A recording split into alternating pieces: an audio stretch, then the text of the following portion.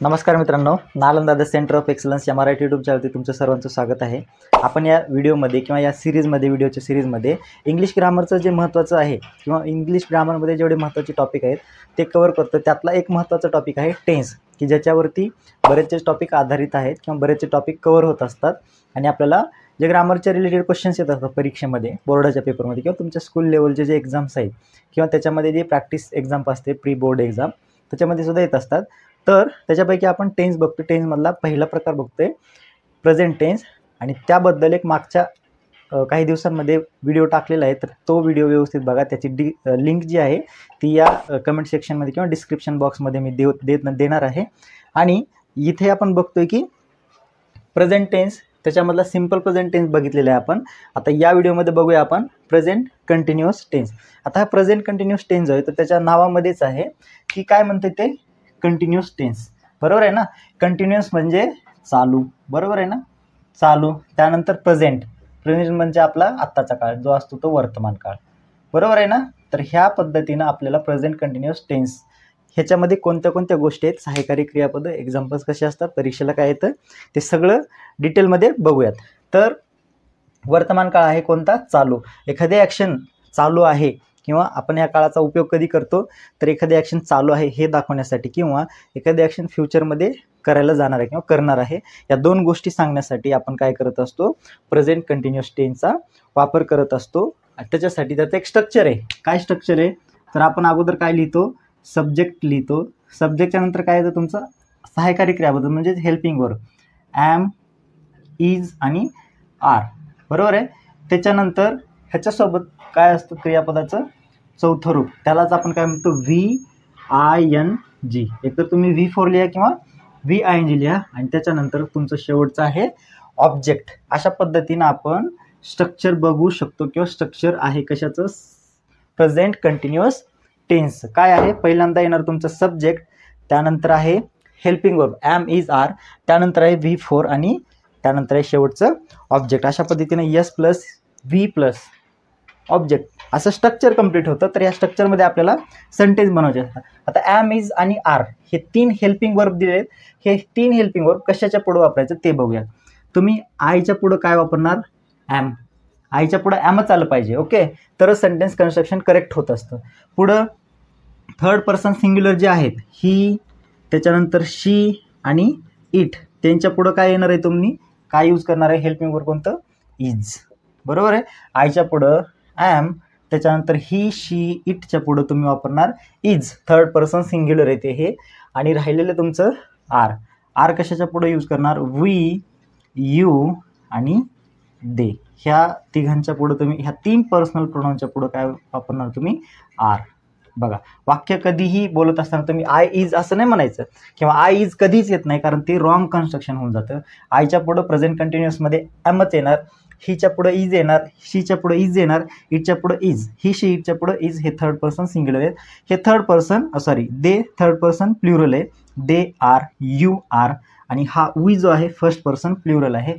पर्सनवरती जे personal pronoun आहेत, मी म्हटलं तुम्हाला पर्सनल प्रोनाउन जे आहेत ते माहिती पाहिजे। Third person singular, third person plural, first person singular, first person plural, हे माहिती पाहिजे। तरी त्याच्यावरती आपण एक व्हिडिओ व्यवस्थित सविस्तर बनवणार आहे। ही सिरीज व्यवस्थित फॉलो करा, तुम्हाला सगळ्या गोष्टी एकदम क्लिअर कट होऊन जातील आणि सिंपल होऊन जातील। एकदम सिंपल आहे, काहीच अवघड नाही याच्यामध्ये, बरोबर आहे ना।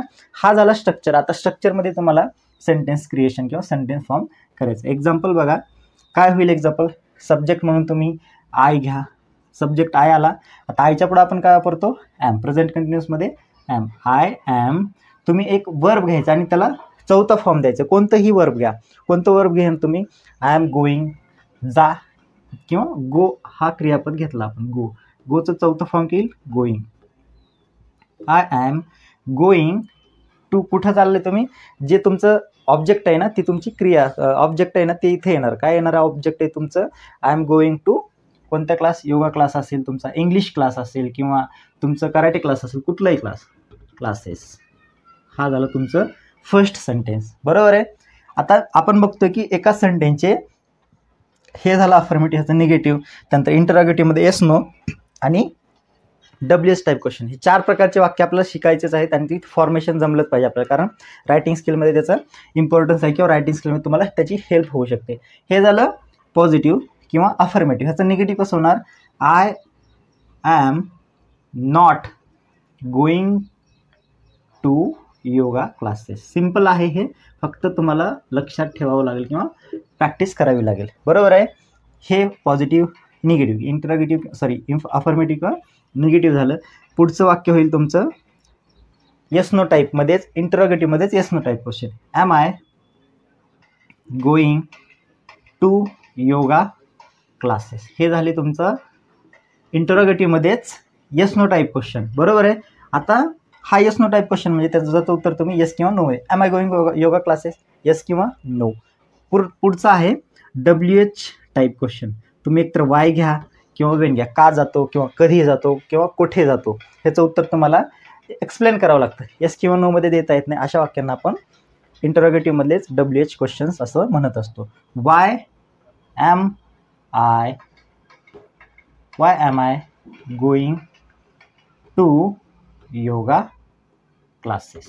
हा झाला तुमचा बेस्ट फॉर्मॅट. अफर्मेटिव्ह निगेटिव्ह ह्यालाच आपण इथं लिहितो अफर्मेटिव्ह, हे निगेटिव्ह. इंटरोगेटिव्हमध्ये तुमचं येस किंवा नो. बरोबर. आणि हे तुमचं तिसरं WH टाईप क्वेश्चन. वाय आलं, तुम्ही वेन घ्या. फक्त समजण्यासाठी आपण एकच घेतलेलं आहे वर्ड. हा झाला basic. Okay. Subject am is are plus V4 plus object. आपण आयच्या पुढं ॲम वापरतो, ही शीच्या पुढं इज वापरतो, वी यूच्या पुढं आर वापरतो. एकच वाक्य आपण 4 फॉर्मॅटमध्ये केलेले. Affirmative, negative, interrogative yes no type आणि इंटरोगेटिव्ह WH क्वेश्चन. बरोबर आहे. आता अजून थोडेफार आपण प्रॅक्टिससाठी एक्झाम्पल घेऊयात की प्रेझेंट कंटिन्युअस टेन्समध्ये कशा प्रकारचे एक्झाम्पल्स असतात ते तुम्ही सुद्धा प्रॅक्टिस करा. एक वर्ब घ्या आणि त्या वर्बला यूज करून नवीन सेंटेन्स तयार करायचं काय करा, प्रयत्न करा, जेणेकरून तुमच्या परीक्षेमध्ये प्रश्न सुटणार नाही आणि प्रॅक्टिस चांगल्या पद्धतीनं होऊ शकते किंवा होईल. बरोबर आहे. आता मी दुसरे एक वाक्य घेतो. बघा, सब्जेक्ट घेतलं मी देच्या पुढं काय येणार मग? आर. They are. आता वर्ब कोणते घ्या तुम्ही. दे आर प्लेइंग. प्ले वर्ब आहे, त्याला ING लावलेली तुम्ही.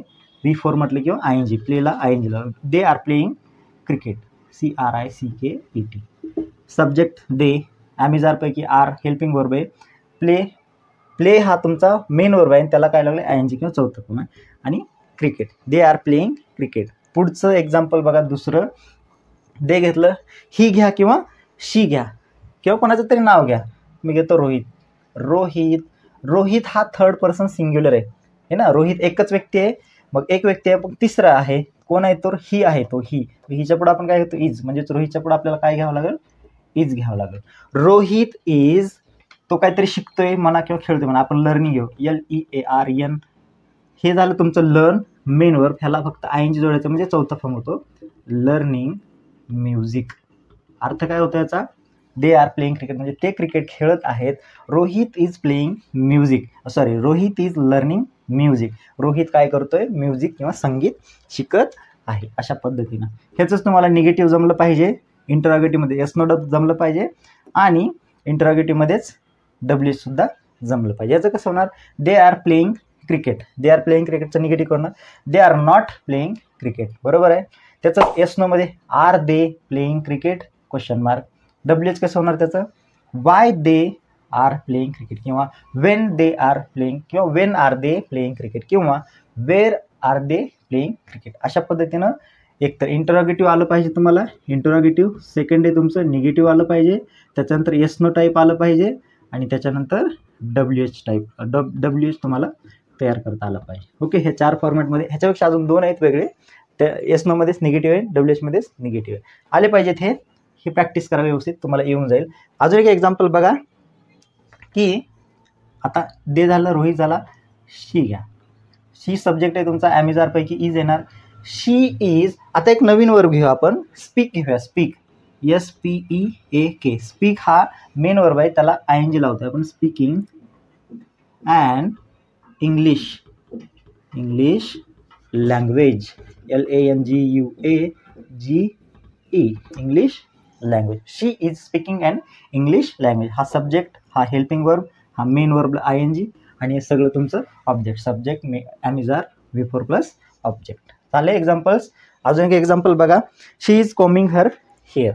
शी सब्जेक्ट आहे, इज हेल्पिंग वर्ब आहे, कोम COMB कोम म्हणते त्याला, कोंब नाही, कोमिंग हर तिचे केस, हर हेअर ती तिचे केस काय करत आहे, विंचरत आहे. She is speaking an English language ती इंग्लिश भाषा बोलत आहे. अशा पद्धतीने आपण वेगवेगळ्या प्रकारचे एक्झाम्पल्स बघू शकतो. पुढे घ्या, झालं आयचं घेतलं, ही शी घेतलं.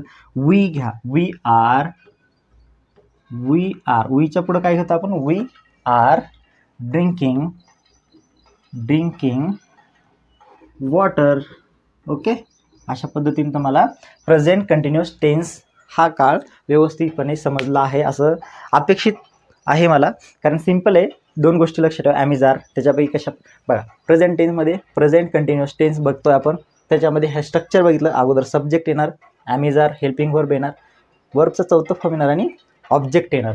बरोबर आहे. मग हेल्पिंग वर्ब जे आहेत ॲमिजार ते कुठं वापरतो आपण, आयच्या पुढं ॲम, ही शी इटच्या पुढं इज, वी यू देच्या पुढं आर. हे लक्षात ठेवा, ह्याला विसरू नका, हे महत्त्वाचं आहे. ओके, आणि एक्झाम्पल्स घेतले, दे आर प्लेइंग क्रिकेट ते क्रिकेट खेळत आहेत. Rohit is learning music Rohit music शिकत आहे.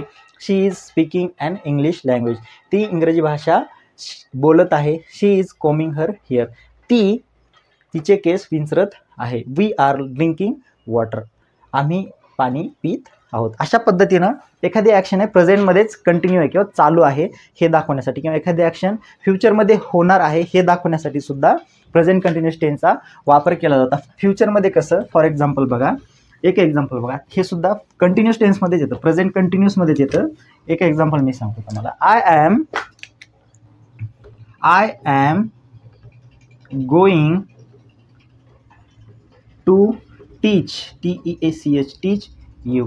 आता हे जे वाक्य आहे ना, तर आपल्याला प्रेझेंट कंटिन्युअस टेन्समध्ये, आता फ्युचरमध्ये का जातं ही ॲक्शन, फ्युचरमध्ये का जाते, तर I am going to teach you मी तुम्हाला शिकवणार आहे, मी आता तुम्हाला शिकवणार आहे. म्हणजे शिकवायची क्रिया अजून झालेली नाही, शिकवायचं अजून बाकी आहे. त्यामुळं फ्युचरमध्ये जर एखादी गोष्ट घडणार असेल त्यावेळेस सुद्धा प्रेझेंट कंटिन्युअस टेन्स आपण यूज करत असतो. आणि प्रेझेंटमध्ये जर एखादी घटना चालू असेल, ॲक्शन चालू असेल, ॲक्टिव्ह असेल किंवा प्रेझेंटमध्ये कंटिन्युअस असेल, तर त्यावेळेस सुद्धा आपण प्रेझेंट कंटिन्युअस टेन्सचा आपण वापर करत असतो. अशा पद्धतीनं हा दुसरा प्रकार बघितला. हे स्ट्रक्चर पाठ करा आणि हे एवढे लक्षात ठेवा, कुठलंही वाक्य येऊ द्या तुमचं वाक्य चुकणार नाही, परीक्षेमध्ये आरामात मार्क पडतील तुम्हाला. व्हिडिओ आला असेल तर लाईक करा, आपल्या मित्रांना शेअर करा. चॅनलवर जर पहिल्यांदा आला असेल, जर सबस्क्राईब केलं नसेल तर चॅनलला सबस्क्राईब करा आणि आपल्या मित्रांपर्यंत शेअर करा. चॅनलला सपोर्ट करायला विसरू नका. धन्यवाद.